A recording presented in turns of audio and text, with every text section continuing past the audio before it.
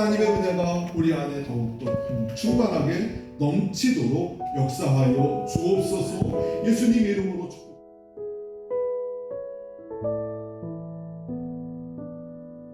우리 이슬민 형제님 몇 살이에요? 이제 20살. 아, 20살 됐어요. 너무 잘생긴 청년입니다.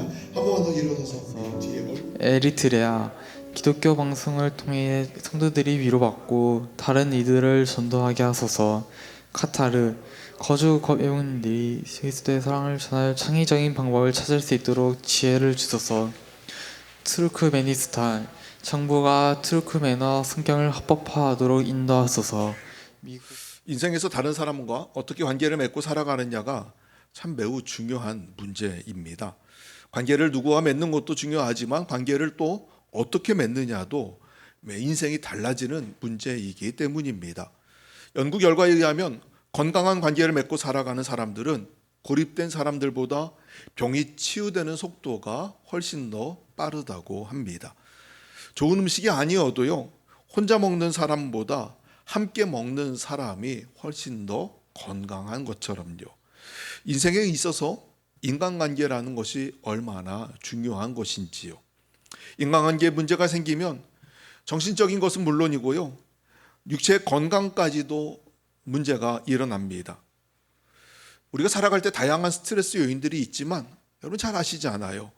그 스트레스 중에 가장 크고 가장 중요한 스트레스가 사실은 인간관계 때문에 온다는 걸 여러분 잘 아실 거예요. 인간관계에 어려움이 생기면 사실 마음의 스트레스만이 아니고요, 또 육체적인 문제도 생기고, 더 나아가서 이 인간관계가 막혀버리면 영적인 것도 막혀버립니다. 기도가 막히고 예배의 감격을 경험하지 못하게 되지요. 예수님이 산상수훈에서 말씀하십니다.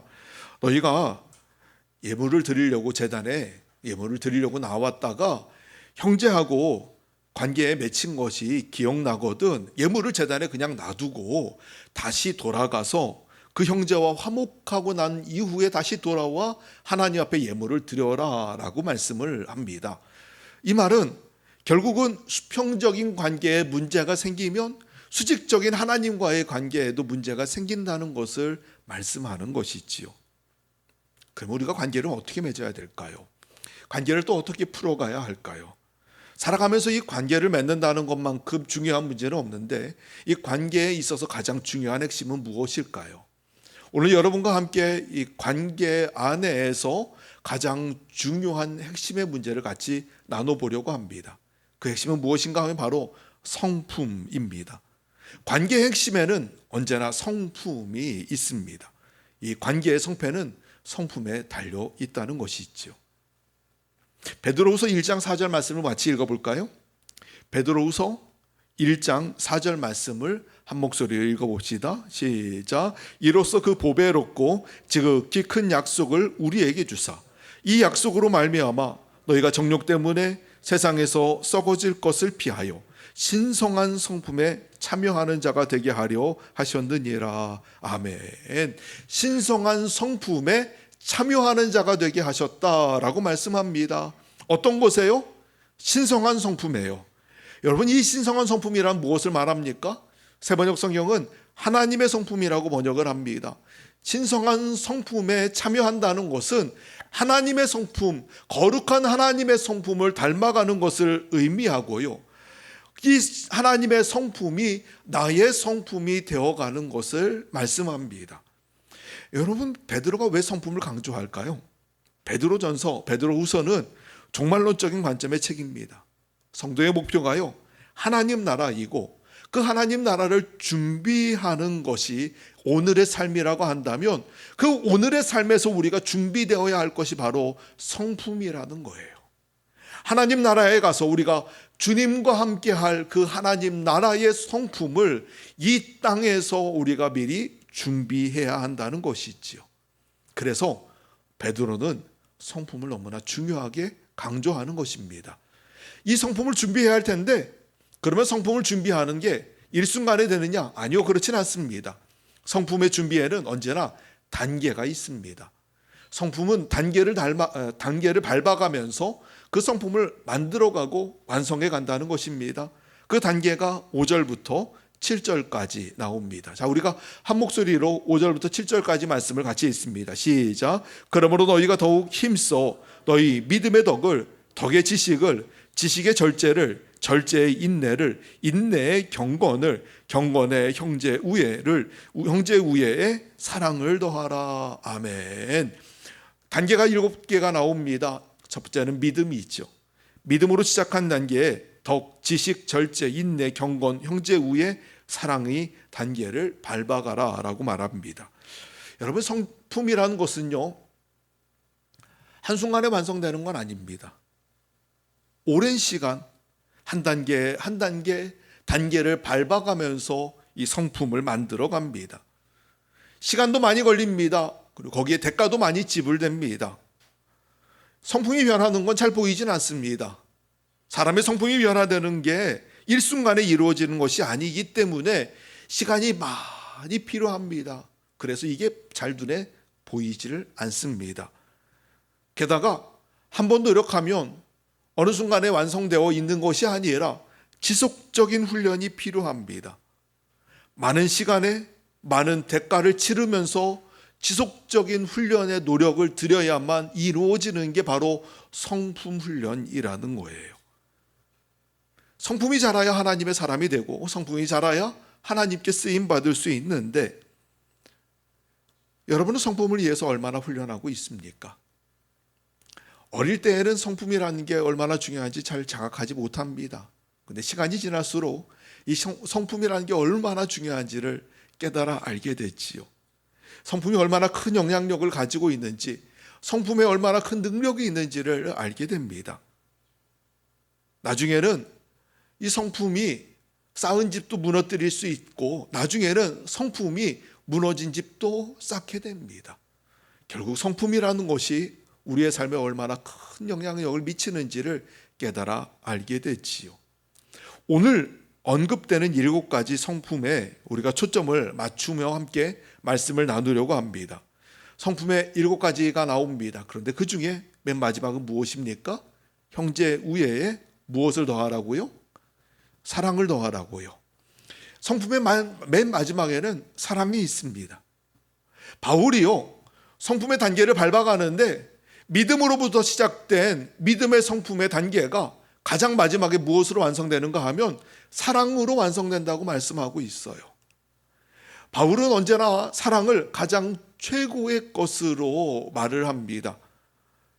갈라디아서 5장에도 성령의 9가지 열매를 말씀하는데 9가지 열매의 가장 첫 번째로 언급하는 게 바로 사랑이에요. 사랑, 희락, 화평, 오래 참음, 자비, 양선, 충성, 온유, 절제. 9가지 열매의 가장 첫 번째 시작은 바로 사랑입니다.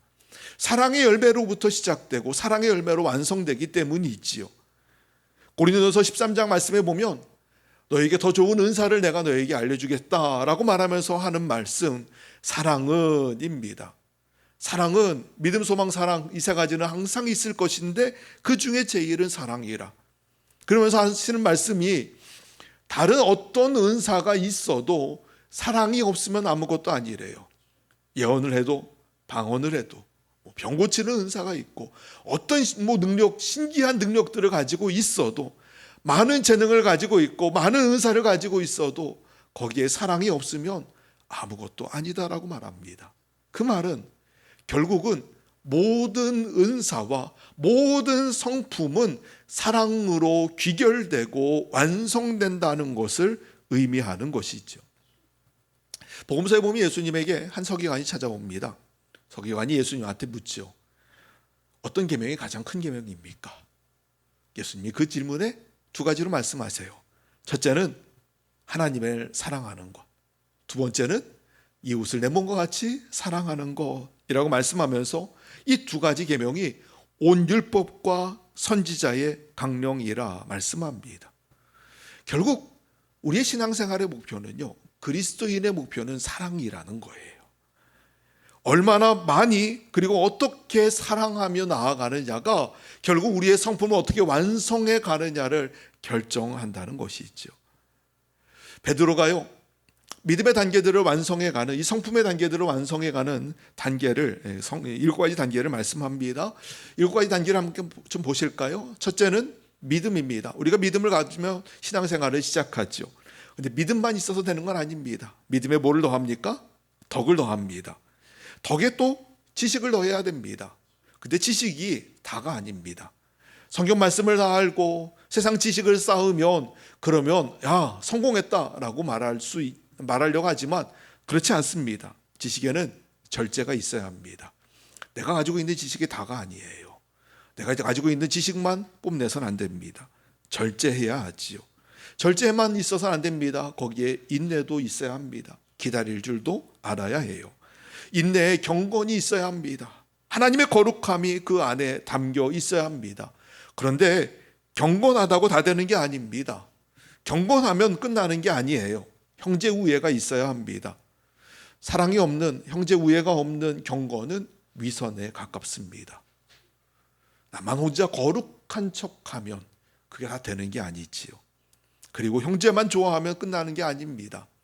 내 가족, 내 형제 사랑한다고 내가 내 교회 교우들 사랑한다고 사랑이 완성됐냐? 아니요. 그렇지 않습니다. 거기에는 하나님의 십자가의 사랑이 더해야 됩니다. 결국 이 모든 성품은 하나님의 사랑까지 나아가는 것으로 완성된다는 거예요. 베드로도 아마 이 말을 하기까지 많은 경험들이 있었을 거예요. 뼈아픈 경험들이 그래 내가 여기에서 나 잘났다고 자랑했는데 이게 다가 아니구나 라고 하면서 경험하고 또 경험하고 경험했던 것들이 쌓이면서 마지막에는 그래 결국 사랑으로 완성되는구나 라고 이야기를 하는 것이지요. 성품의 핵심은 사랑입니다. 오늘 저와 여러분 안에 이 사랑의 성품이 가득하게 있기를 간절히 축복합니다. 그럼 사랑의 성품은 어떤 모습으로 나타납니까? 오늘 여러분과 함께 우리가 훈련해야 될 사랑의 성품의 마지막의 모습을 같이 함께 나눠보려고 합니다. 베드로전서 4장 8절 말씀을 같이 읽어볼까요? 베드로전서 4장 8절입니다. 바로 앞장이니까요. 바로 앞에 있으니까 베드로전서 4장 8절 말씀을 한 목소리로 읽어봅시다. 찾으셨으면 한 목소리로 같이 읽습니다. 시작. 무엇보다도 뜨겁게 서로 사랑할지니 사랑은 허다한 죄를 덮느니라. 아멘. 무엇보다도 라고 말씀해요. 무엇보다도 다른 어떤 것보다 우선해야 한다는 거예요. 뜨겁게 서로 사랑할지니 그냥 사랑하는 게 아닙니다. 뜨겁게 사랑해야 합니다. 열심히 사랑해야 합니다. 대충 사랑하는 게 아니에요. 미온적인 태도가 아니라 아주 적극적인 태도로 사랑해야 합니다. 그리고 사랑은 허다한 죄를 덮느니라 말씀합니다. 사랑은 덮어주는 거라는 거예요. 우리가 다른 사람의 허물을 보며 덮어주는 게 쉽지가 않습니다. 부모의 사랑이 참 위대한 건 부모는 연약함을 덮어주는 사랑이기 때문에 그래요. 가정이 평안한 이유는요, 허물이 바깥으로 새나가지 않기 때문이지요. 그런데 세상은 달라요. 세상은 할 수 있는 한 가능하면 약점을 드러내고 허물을 들춰내려고 합니다. 이 죄의 본성은 들추고 싶어 하는 게 죄의 본성이에요. 노아의 아들 함을 보세요. 함은 아버지의 수치를 떠들어댔습니다. 아버지가 어느 날 술에 취해서 잠을 잤는데 글쎄 하반신이 다 드러나게 누워서 잠을 자고 있는 거예요. 함이 그 모습을 보고 형제들에게 가서 아버지가 말이야 하면서 놀리듯이 이야기를 합니다. 아버지가 술 취해가지고 자는데 말이야. 나머지 형제들은 어떻게 합니까? 그 얘기를 듣고는 이불을 가져다가 뒷걸음질 쳐서 아버지를 덮어줍니다. 나중에 그 일로 말미암아 함이 저주를 받아요. 여러분 결국은요, 타인의 수치를 드러내는 게 얼마나 심각한 죄악인가 하는 것을 단적으로 보여주는 하나의 이야기이지요. 그런데 우리의 죄성은 어떻습니까? 다른 사람의 허물을 드러내는 것에 쾌감을 느끼는 게 우리의 죄성이에요. 다른 사람의 이야기를 하는 걸 좋아하고요. 다른 사람 허물을 말하는 걸 좋아하고요. 우리가 흔히 하는 거, 너만 알아. 다른 데 가서는 얘기하지 마. 비밀이야. 너만 알아 하고 얘기를 하는데 결국은 그 너만 알아가 그 사람도 너만 알아. 그 사람도 또 너만 알아 라고 이야기가 전달되고 또 전달되고 또 전달되면서 결국 세상 모든 사람이 다 알게 됩니다. 너만 알아는 있을 수 없습니다. 왜요? 우리는 들춰내는 걸 즐거워하거든요. 그런데 복음은 아니에요. 십자가의 복음은 죄와 허물을 덮어주는 은혜입니다. 예수 그리스도께서 십자가에 죽으심으로 그 보혈로 말미암아 우리의 모든 허물과 약점과 문제와 수치를 덮음으로 가려주셨어요. 예수님은 우리의 허물을 드러내시는 게 아니고요, 예수님은 우리의 허물을 감추어 주십니다. 베드로전서 4장 8절에 사랑은 허다한 죄를 덮느니라 말씀합니다. 허다한 죄를 덮어주는 것. 여러분, 우리에게도 많은 죄가 있잖아요. 저와 여러분에게도 많은 허물이 있어요. 이걸 다 드러내고 들춰내면은 세상에 얼굴 떳떳이 드러내고 살아갈 수 있는 사람이 한 사람도 없을 거예요. 저도 마찬가지예요. 여러분에게 들춰낼 수 없는 수많은 죄가 사실은 저도 제 안에 있거든요. 그런데 예수님이 만약 오셔가지고 야, 니네 죄를 다 드러내고서 들춰낸 이후에 회개하고서 나한테 용서받아 라고 말씀하신다면 세상 정말 떳떳하게 살 사람 얼마나 있을까요? 그래, 예수님 그렇게 말씀하지 않으세요. 예수님은 십자가의 보혈로 다 감춰주십니다. 덮어주십니다.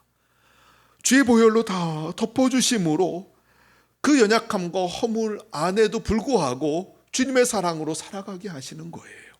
여러분, 이것은 우리의 관계에도 마찬가지입니다. 서로 연약함과 허물을 덮어줄 때 공동체가 관계를 서로 맺고 살아갈 수 있게 됩니다.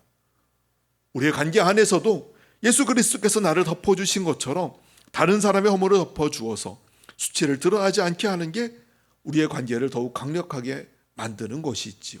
사랑은 허다한 죄를 덮습니다. 여러분 안에 이 사랑의 성품이 있기를 원합니다. 사랑으로 덮어주며 사랑으로 보듬어주는 사랑의 성품이 저와 여러분 가운데 가득하게 있기를 주님의 이름으로 축복합니다. 두 번째는 사랑은 상대방의 약점을 품어주는 거예요. 품어준다는 것은요, 사랑한다는 건 상대방을 동의하고 인정하고 수용하고 받아들이는 것입니다. 이것은 품어주는 것이 있지요. 여러분은 다른 사람들을 얼마나 이해하고 품고 계십니까? 이해하고 품는다는 게 사실은 쉬운 일은 아닙니다. 왜냐하면 살아가다 보면 도저히 이해할 수 없는 사람들이 너무나 많기 때문이에요. 도저히 용납할 수 없는 사람들이 참 많습니다. 다른 사람을 품는다는 게 사실 쉬운 일이 아니고 간단한 일이 아니죠. 아무리 사랑하는 사람이라고 해도요, 도저히 이해할 수 없는 일들을 할 때가 얼마나 많은지 몰라요. 심지어 내가 낳은 자녀여도요, 쟤는 왜 저래? 도저히 이해할 수가 없어 라고 하는 생각을 하게 만들 때가 얼마나 많은지 몰라요. 부모가 된다는 건 그런 겁니다. 품는 사람이 되어가는 게 사실은 부모인 것 같아요. 영광이 엄마도 그래요. 우리 영광이가 내가 낳은 아들이고 내 자녀이지만 그러나 내 생각까지 않을 때가 얼마나 많은지 모릅니다.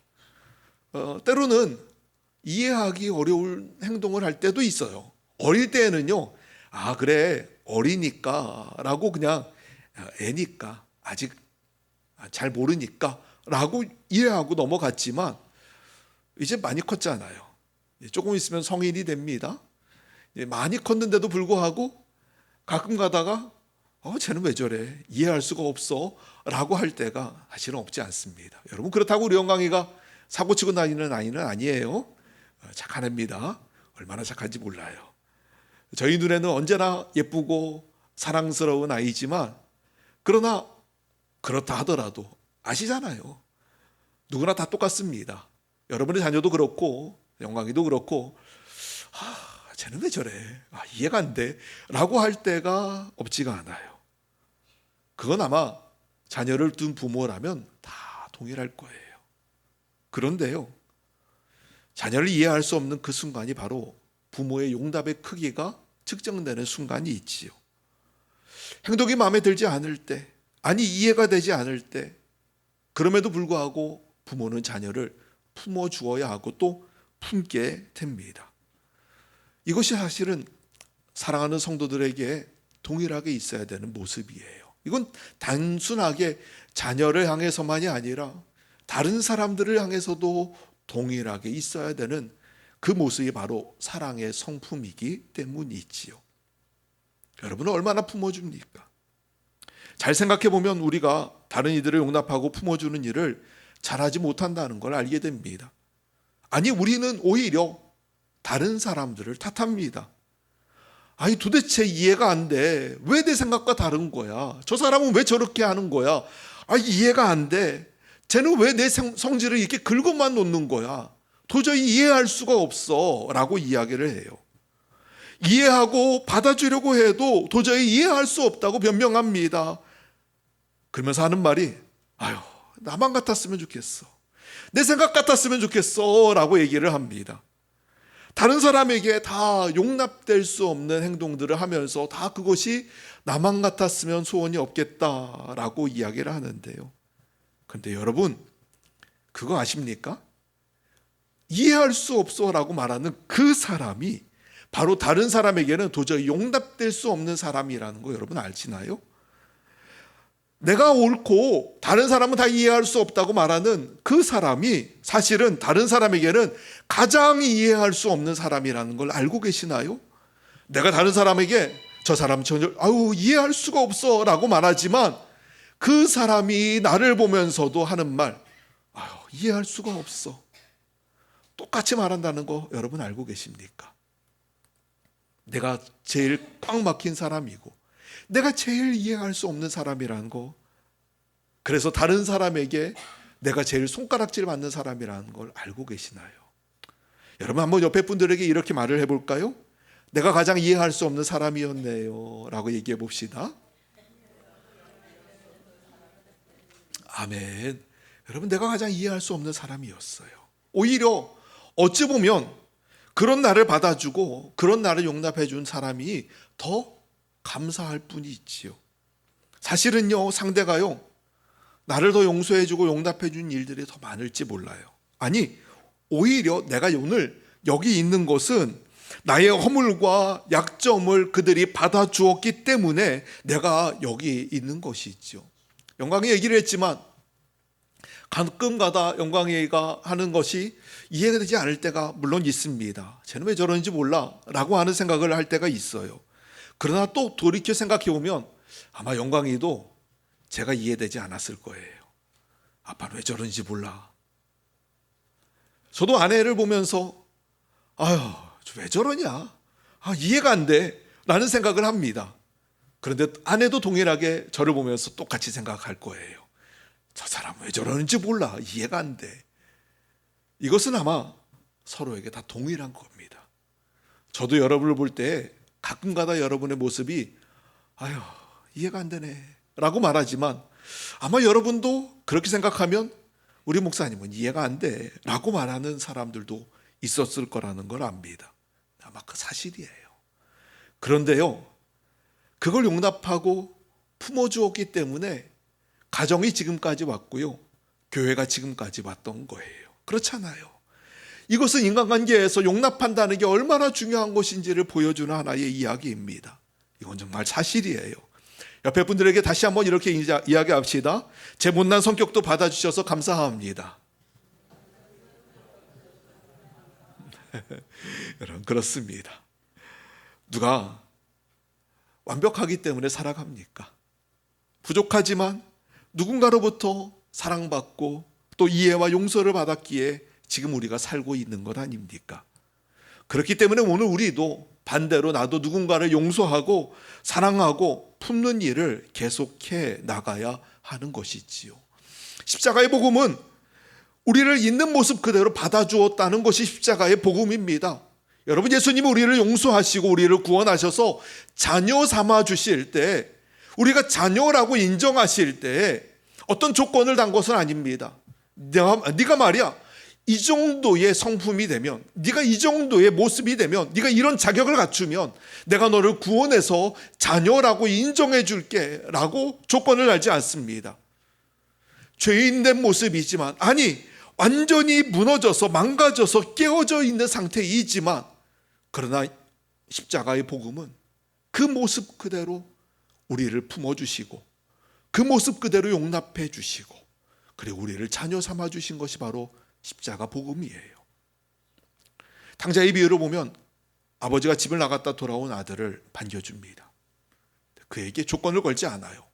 네가 가지고 나간 거에 몇 퍼센트 상환할 만큼 가져오면은 내가 그걸 조건 삼아서 너를 받아줄게. 이런 말 하지 않습니다. 네가 와서 어느 정도 집에서 일을 해가지고 네가 빚을 갚을 정도가 되면 어느 정도 갚아 나가면 내가 너를 자녀로 인정해 줄게. 그런 말 하지 않습니다. 아버지는 그냥 그 모습 그대로, 그 더러워서 먼지 나고 땀 나고 더러운 그 모습 그대로 아버지는 달려가서 그를 품습니다. 그에게 입을 맞추어요. 아무것도 없는 거지 같은 모습이었지만 있는 모습 그대로 받아주었죠. 여러분, 이것이 바로 십자가의 사랑입니다. 오늘 복음을 이용한 우리에게 주님이 하시는 동일한 말씀, 그 사랑으로 품으라고 말씀하세요. 하나님은 온 세상을 사랑하신 것처럼, 연약하고 허물 많은 우리의 모습을 있는 그대로 사랑하셨던 것처럼 오늘 우리도 동일하게 나아가서 그 모습 그대로 사랑하라고 말씀합니다. 사랑은 품는 거예요. 도저히 이해할 수 없다고요? 그럼 이해할 수 없는 모습 그대로 품으십시오. 이것이 하나님의 사랑입니다. 오늘 저와 여러분 안에 이 사랑의 성품이 가득하게 이루어지기를 축복합니다. 품는다는 것은 마지막으로 인정하는 것을 의미합니다. 인정한다는 것은 그 모습 그대로를 받아들이는 것이에요. 사실은 사람의 모습이라는 건 너무나 다릅니다. 공동체가요, 함께 살아가기 어려운 이유 중에 하나가 너무나 각기 다른 사람들이 모여 있기 때문이지요. 성격, 기호, 생각, 경험, 배경, 관점, 그 모든 것이 다 다릅니다. 심지어 정치적인 성향도 달라요.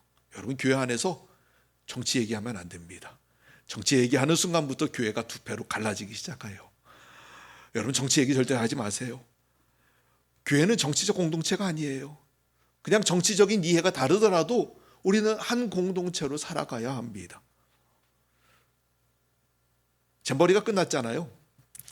근데 너무 안타깝게도 세계적인 망신거리로 끝나버렸어요.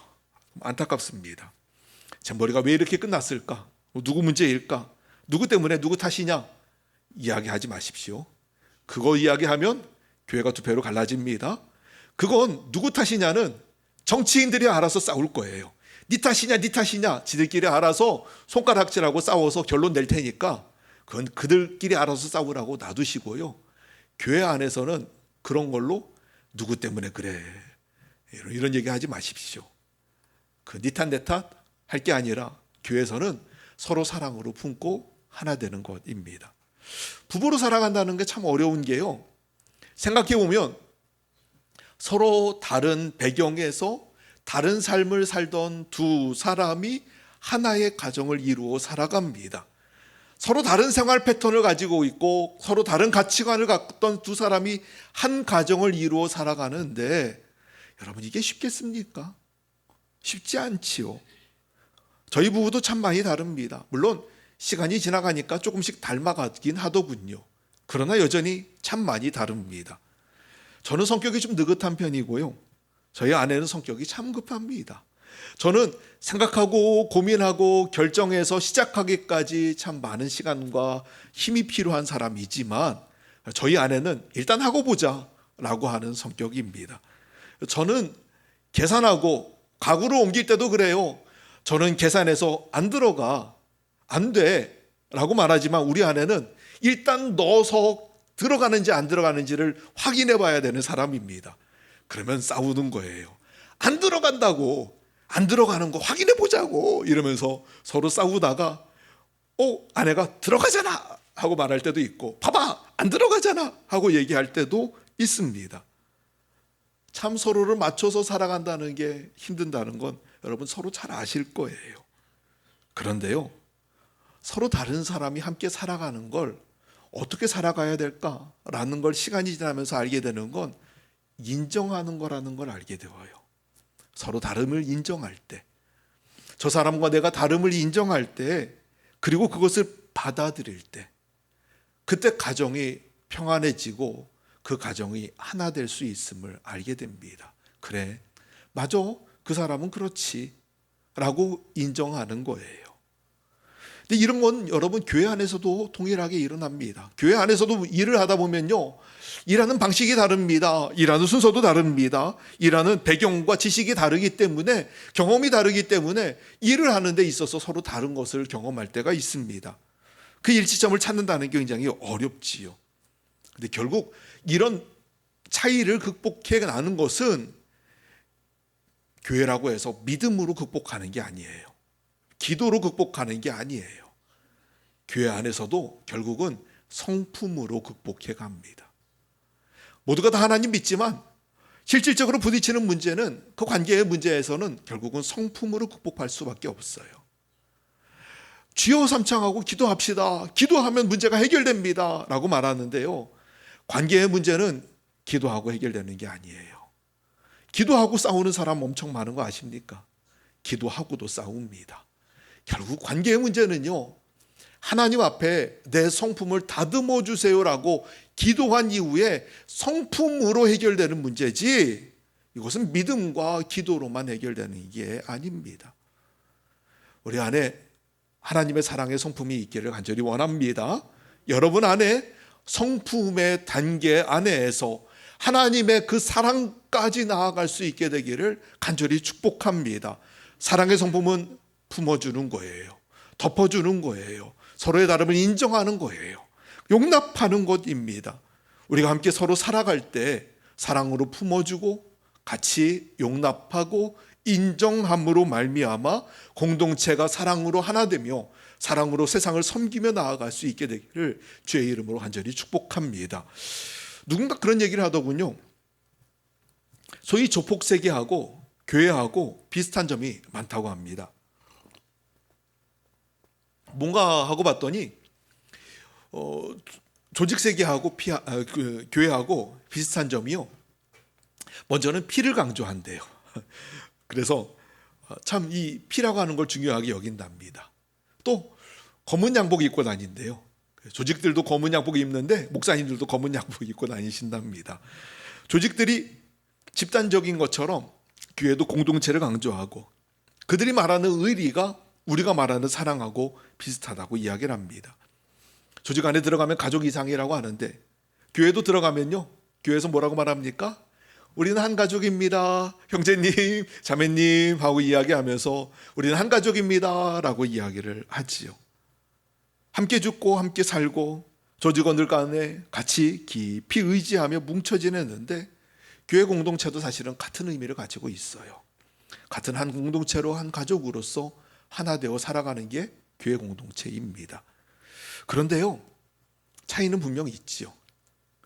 세상 사람들은요, 사이가 틀어지면은 소위 치고받고 싸우든지 아니면 술 한잔 하면서 서로 얘기하면서 풀어내는 경우들이 있지만, 그러나 신앙생활 하면서 보니까 교회 안에서 관계가 틀어지면 어떻게 해결해야 할지를 잘 몰라 합니다. 치고받고 싸울 수도 없는 노릇이잖아요. 교회 아닌데 서로 욕하고 싸울 수는 없잖아요. 그렇다고 밥이나 먹으면서 커피나 마시면서 얘기합시다 하지만 꽁한 마음을 감추고는 그냥 그 마음 그대로 나아가는 모습들을 참 볼 때 이 틀어버린 관계를 어떻게 해결할 수 있을까라고 하는 고민이 항상 마음에 듭니다. 그런데요, 결국은 그 모든 것을 해결할 수 있는 건 성품밖에 없어요. 하나님의 성품밖에 없습니다. 사랑하는 여러분, 이제 우리가 달라져야 합니다. 오늘 저와 여러분이 이제 이후로 달라지기를 원합니다. 복음의 더 높은 수준으로 살아가는 여러분 되시기를 주의 이름으로 축복합니다. 십자가 사랑 안에서 예수 그리스도를 닮아가는 신성한 성품에 참여해 나아가는 여러분 되시기를 주의 이름으로 축복합니다. 이 신성한 성품이라는 것은 성화를 의미합니다. 하나님의 성품이에요. 하나님의 성품을 닮아가는 것이 바로 성화이고, 예수의 모습을 닮아가는 것이 바로 성화인데, 오늘 저와 여러분 안에 이 거룩한 성화로 하나님의 성품으로의 참여함이 가득하게 일어나기를 주의 이름으로 축원합니다. 저와 여러분 안에 이 성품의 변화에 대한 열망이 있기를 원해요. 주님 닮고 싶은 이 거룩한 열망이 여러분 가운데 있기를 원합니다. 성품보다 큰 능력은 없습니다.